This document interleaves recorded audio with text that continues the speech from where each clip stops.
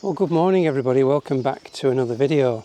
So this week I wanted to build on the last video that I put out, which was all about easy accessible botanical subjects. So I've come to a little nature reserve not far from where I live. I've not been here for probably getting on for around 15 years. But the reason I've come here today is because we've got, as you can see, lots of open areas. The woodland environment, whilst there's an abundance of opportunities, it does tend to be on the floor, an area where I love to photograph.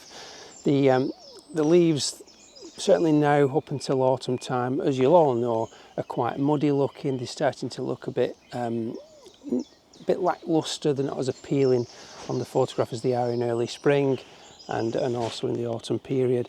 Now, habitats like this nature reserve, you've got lots of clearings within a largely wooded area, and where you get those clearings, they're called interfaces, you often get an abundance of species, and that's why I wanted to come here today, because it makes my life easier for the type of subject matter that we were looking at on the last video. And if you've not seen that, I'll put a link above. So what have we got at our disposal this morning? Well, typically, let me just turn that camera around.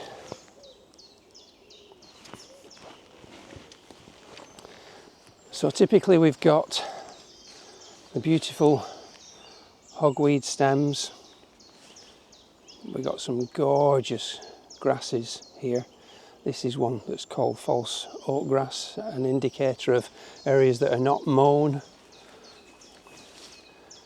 Some red campion down here, that's actually one of the woodland plants. And just down here, we've got these little dainty flowers and the seed heads, which are beautiful. I don't know whether that's focusing or not, which is the woodhaven. And right down here on the floor, got this beautiful plant called self-heal. So just a few examples of what we've got at our disposal today. Lots of variety. So I will hopefully see you in just a second when we get our first subject.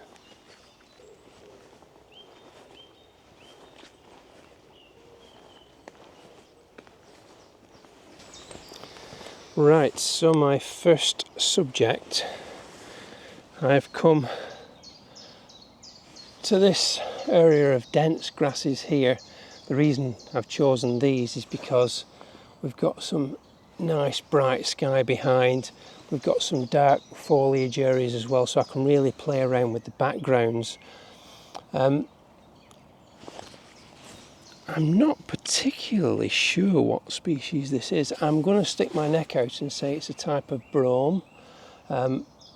Whether it's a wood brome, I'm not 100% sure. Some of the grasses can get really quite difficult to identify, but the long awns, which are the pointy, for want of a better word, pointy parts of the grass, are really, really long, and that tends to be indicative of a brome species. All grasses, well, not all grasses, a lot of grasses have awns at the end of them, but when you get them as long as this, it tends to be the bromes that really stand out as the main types. So what I'm going to do is I'm going to use my tried and tested method. Hopefully you can see on the back of the camera now the view that I see. Now then, I'm getting 350th of a second f4 pointing against the sky. Let's just brighten that up a little bit. Actually, let's go for 1/80th of a second, because that's a nice speed for hand holding, and the background exposure looks about right to me. So we've got to find the plants, that's the hard thing. Here we go. So you can see those are the long awns that I was talking about. You've got little droplets of water on them, and it's those that I'm going to use to form the basis of an image. Now, I did find a really nice one a minute ago, a test shot, and if I can't find anything during this demonstration, I will put that on.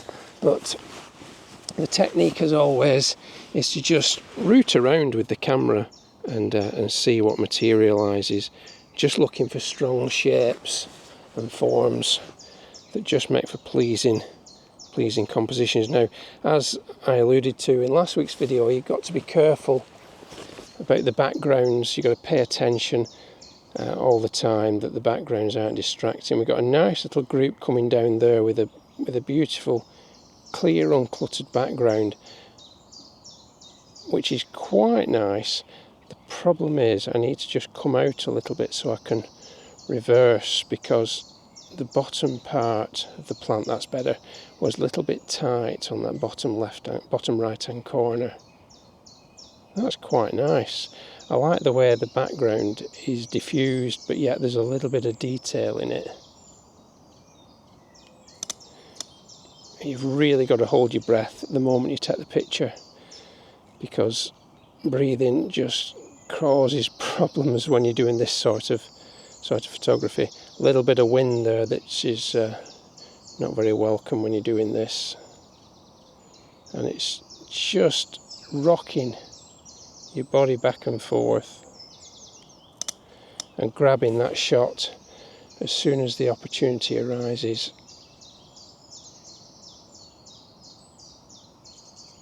That's quite nice.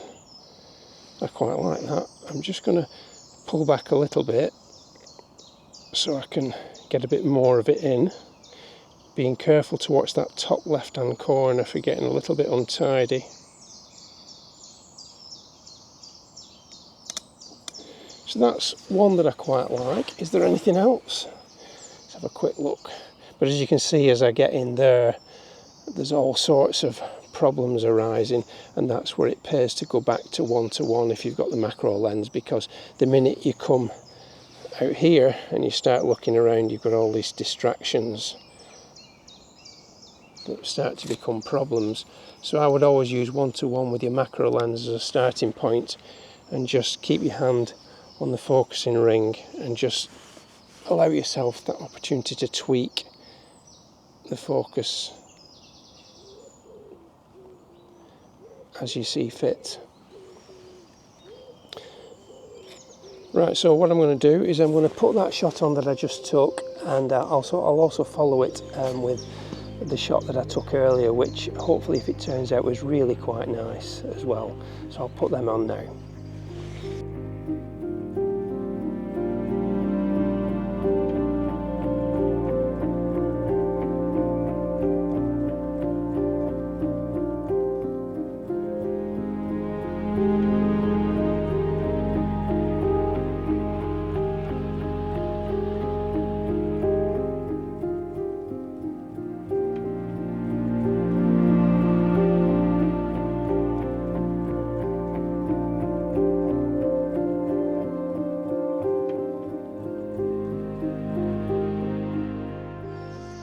So the next shot that I'm going to work on is one that I mentioned earlier, which is the hogweed. Hopefully that little camera will track my movements. Yes, seems to have done this time. It's got a habit of suddenly pointing skywards when you're least expecting it. You're talking away to the camera and you realise it's looking up there and not at you. But anyway, it seems to have tracked me, so that's good.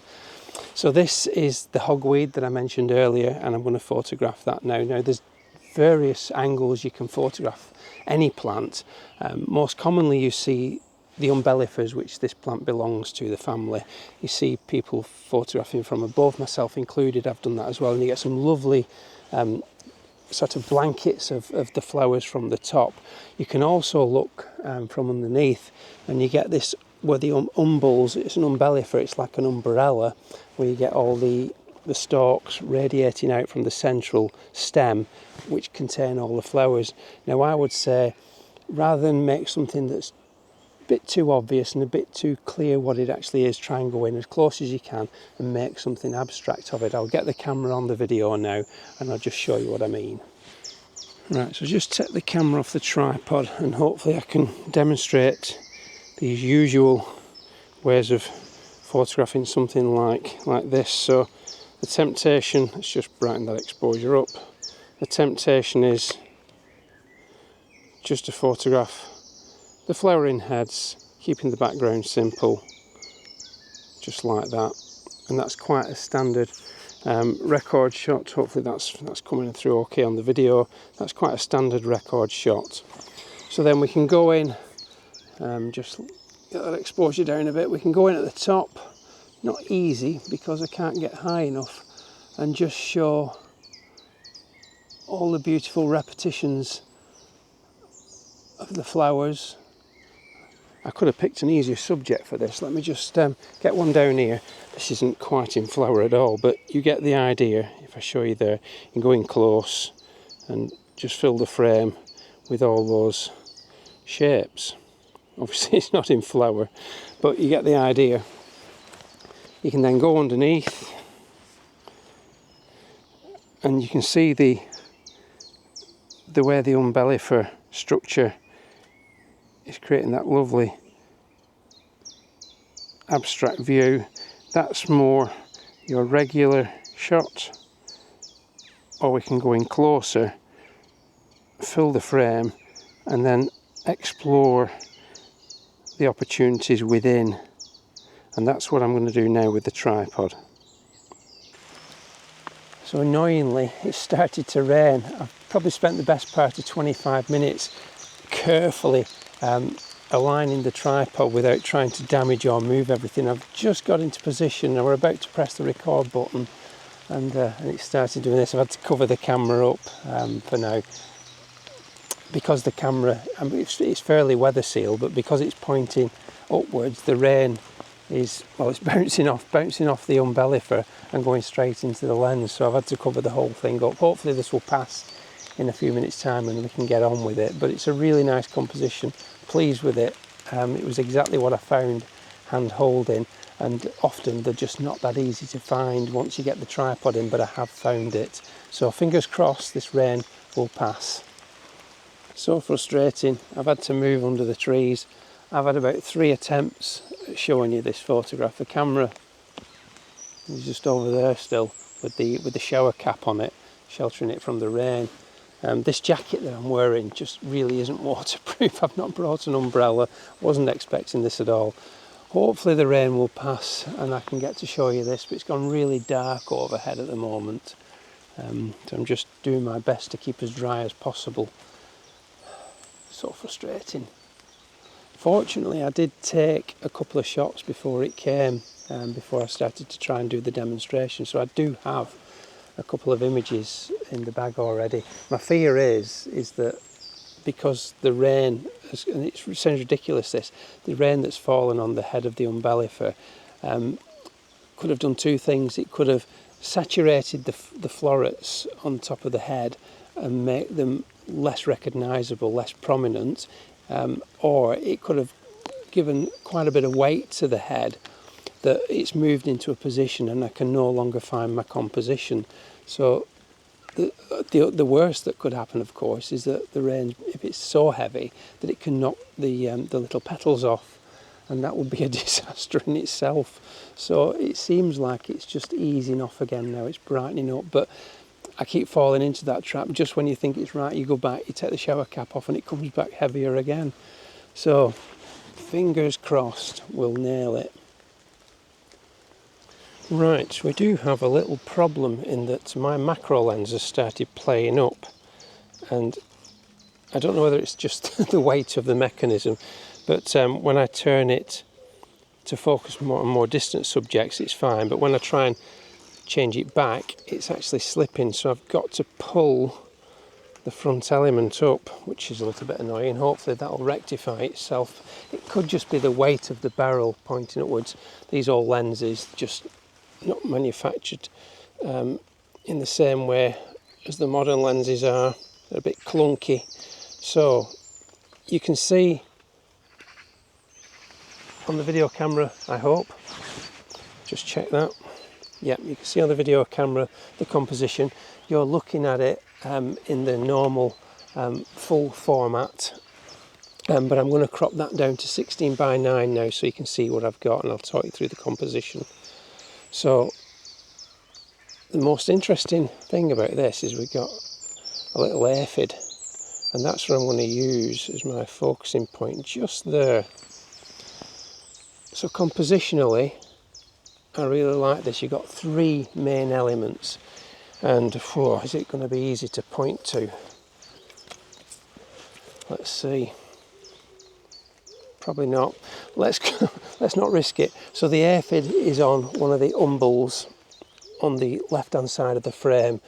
That's my main focal point of interest. You've got one at the top right. What I'll do is I'll put some little arrows on screen, an umbel on the top right which is balancing that, so you've got this from one to the other, which does make your eye go from one to the other a little bit, but the one on the left being sharpest is the one you'll focus on. Now, the most important part of this is along the bottom right hand third, you've got an out of focus, another umbellifer flower in head, that's just creating that beautiful arc to fill that bottom space. And then of course you've got all these gorgeous petals just filling the periphery.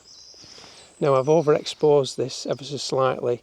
If I was to go to the correct exposure, let me just put my histogram on there. The correct exposure for this, histogram doesn't show on there, is probably about there, but I'm deliberately overexposing it, not too much, just to give it that beautiful fresh appearance. So I'm still at 800 ISO, although I can probably afford to knock that down to 400 now. It's brightened up a little bit. So I'm overexposing by about a stop, I would say. 60th at f4, focusing on the little aphid there. You can just see his eye is just sharp. 2-second timer, 120mm macro lens, albeit possibly broken, but a really lovely image. I'll just take one more just a bit brighter,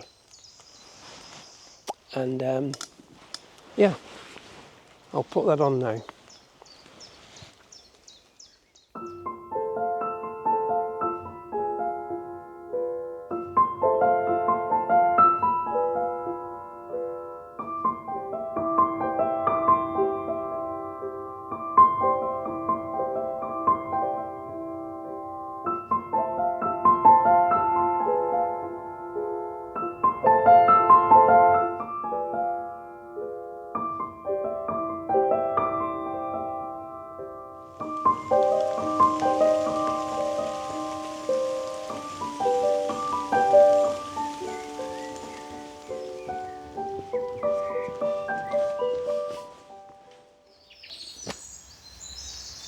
Right, the words wing and a prayer spring to mind because I just found an image down here. I've been exploring, playing around, just enjoying myself, just poking the lens around in different places, and I found a lovely shot down here.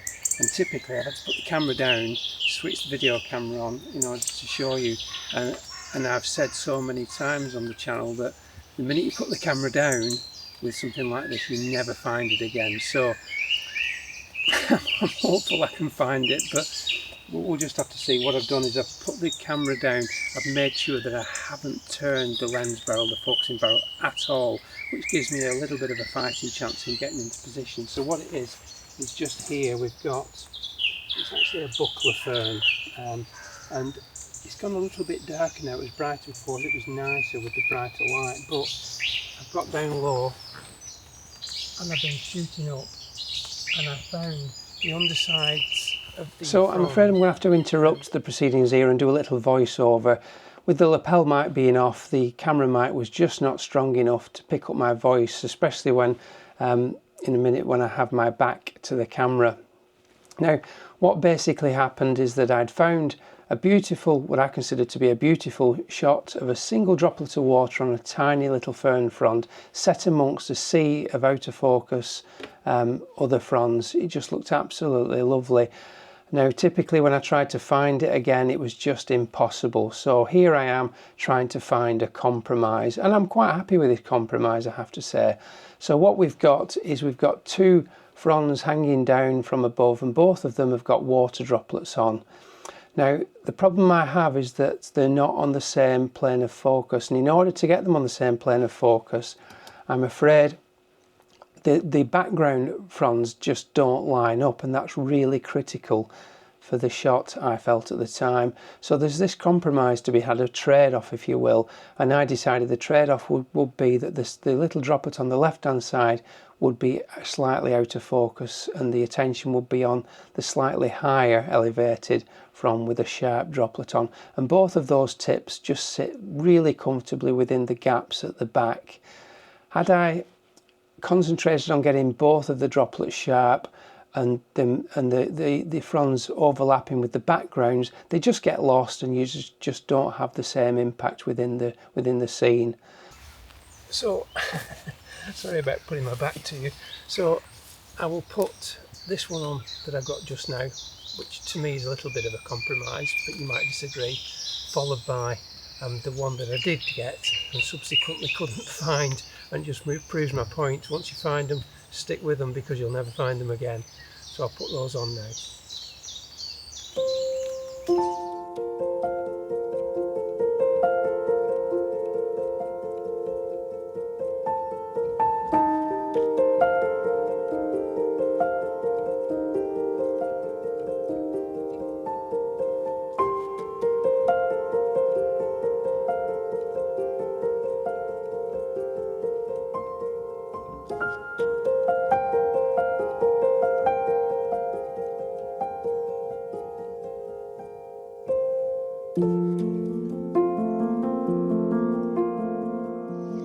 So there we go, 3 images for the film. Nice, easy subject matter, very, very accessible to anybody.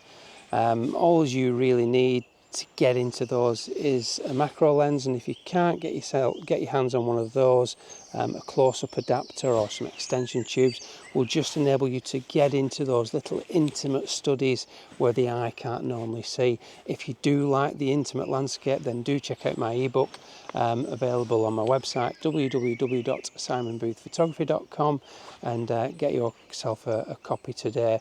There's lots of beautiful images in there and around about 10,000 words of text just going into the mindset and how I approach the world of the intimate landscape. So I'm going to put those 3 images on now, and as always I want to say thank you all ever so much for watching. Don't forget to subscribe, give the video a nice big thumbs up, and I will see you in the next one. Bye for now.